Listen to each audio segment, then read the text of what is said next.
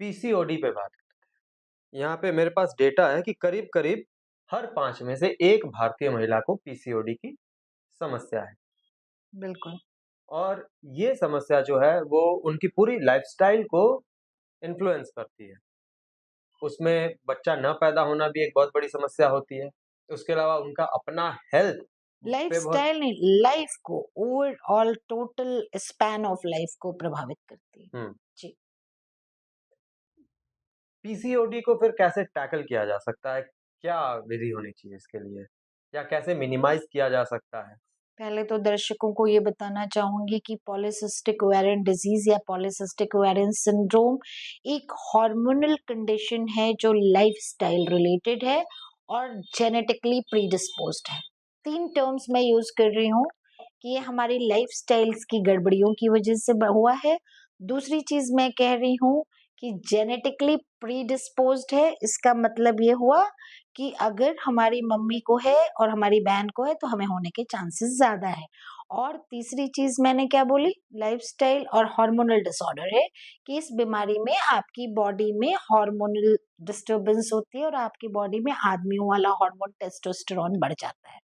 तो ये तीनों चीज़ों को मिलाकर के ये बीमारी होती है और आज की तारीख में ये महिलाओं में होने वाली कॉमनेस्ट हार्मोनल डिसऑर्डर है जो 18 से 40 साल की महिलाओं को हो रही है। कॉमनेस्ट कॉज ऑफ इनफर्टिलिटी है और commonest reason to seek any kind of hormonal treatment है। और अभी एक मैं वर्ल्ड फोरकास्ट 2025 का आज ही मैं अपना एक रिसर्च पेपर कंप्लीट करके आई हूँ, इसी पीसीओएस पे था, मेंटल हेल्थ पे, पीसीओएस वुमेन के।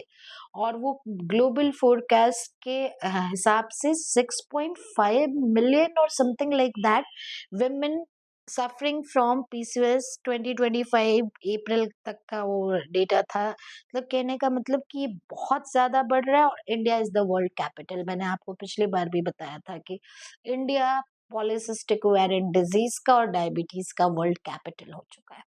पॉलीसिस्टिक ओवेरियन डिजीज़ और डायबिटीज़ आपस में जुड़वा भाई-बहन है। दोनों को सेम सिचुएशन गवर्न करती है। दोनों एक जेनेटिकली प्रीडिस्पोज्ड लाइफस्टाइल डिसऑर्डर है और अगर भाई को डायबिटीज है तो बहन को पीसीओडी हो सकता है। अगर हमको फैमिली हिस्ट्री में 2 बहनें आजकल लोगों को कम होती हैं, 1 भाई होता है। और ये बीमारी जब आप माँ के पेट में थे तब शुरू होती है और जब तक आप जिंदा रहते हैं तब तक रहती है। लेकिन इसका एक्सप्रेशन आपके टीनेज में शुरू होता है। जब आपको पीरियड्स आना शुरू होते हैं उसके बाद पता चलता है आपको पीरियड्स इरेगुलर हो रहे हैं, आपका बॉडी वेट बढ़ रहा है, आपको गलत जगहों पे हेयर आ रहा है, आपके सर से हेयर लॉस हो रहा है, ढेर सारे पिंपल्स आ रहे हैं और उससे आपको एक नेगेटिव बॉडी इमेज होती है, उससे एंजाइटी डिप्रेशन बढ़ता है, पीयर ग्रुप प्रेशर में कई बार आपके अंदर सुसाइडल टेंडेंसीज आ जाती हैं। तो ये सारी चीजें एक टीनेजर गर्ल फेस करती है पीसीओडी की जो होती है।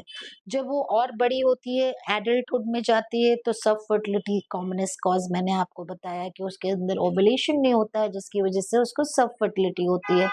और जब बच्चा रुकता है तो नॉर्मल पॉपुलेशन में मिसकैरेज होने का चांस अगर 5 से 18% है तो एक पीसीओडी गर्ल को वो 50 टू 60% होता है। और उसके बाद जब प्रेगनेंसी कंटिन्यू करती है तो प्रेगनेंसी के दौरान शुगर होना, ब्लड प्रेशर होना, समय से पहले बच्चा होना, ये सारी सिचुएशन बढ़ती है। जब वो फैमिली कंप्लीट करके अपनी 35 प्लस की एज में जाती है तो उसको आज की तारीख में 30 प्लस में पीसीओडी के ऑलमोस्ट 60% महिलाओं को शुगर हो जा रही है।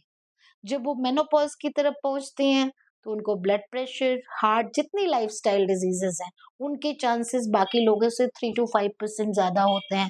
उनको बच्चेदानी की लाइनिंग का कैंसर होने का चांस बाकी लोगों से ज्यादा होता है। उनको स्लीप डिसऑर्डर, एंजाइटी, डिप्रेशन, सब कुछ के चांसेस ज्यादा होते हैं। और इन चीजों को कंट्रोल करने के में सिर्फ एक ही कॉमन फैक्टर है, आप अपना जीन पूल नहीं सुधार सकते लेकिन आप अपनी लाइफस्टाइल पे काम कर सकते हैं और उससे आप 50% से ज्यादा इस बीमारी को परमानेंटली चेक और कंट्रोल में रख सकते हैं। अगर आप ओवरवेट पीसीओ या ओबीस पीसीओएस नहीं है तो आपको ये सारे मेटाबॉलिक डिजीजेस होने के चांसेस कम हो जाते हैं। अभी भी ये जो 5 to 6 one girl among 5 to 6 जो हम देख रहे हैं, ये टिप ऑफ आइसबर्ग हो सकता है और अभी भी 2 से 3 साल लग जा रहे हैं हमको डायग्नोज करने में। अभी मैं अपना 2000 पेशेंट्स का डेटा देख रही थी, उसमें एक ऐसा जो हमने एक स्टैंडर्ड बना रखा है कि पीसीओडी को डायग्नोज करने के लिए ये चीजें होनी चाहिए।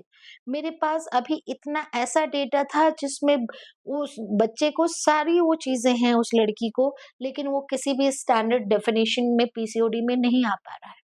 तो अभी इसमें बहुत सारे कॉम्प्लिकेशन है और इस सब के पीछे हमारी लाइफस्टाइल है। हुँ। तो इसको आपने पूछा टैकल कैसे किया जा सकता है, तो अपनी लाइफस्टाइल के थ्रू। लाइफस्टाइल का 3 पिलर्स हैं और सिर्फ खाना और एक्सरसाइज से नहीं, साथ में आपको अपना स्ट्रेस लेवल या mental health, emotional well being आपकी उतनी ही ज़रूरी है जितनी फिजिकल वेल बीइंग है।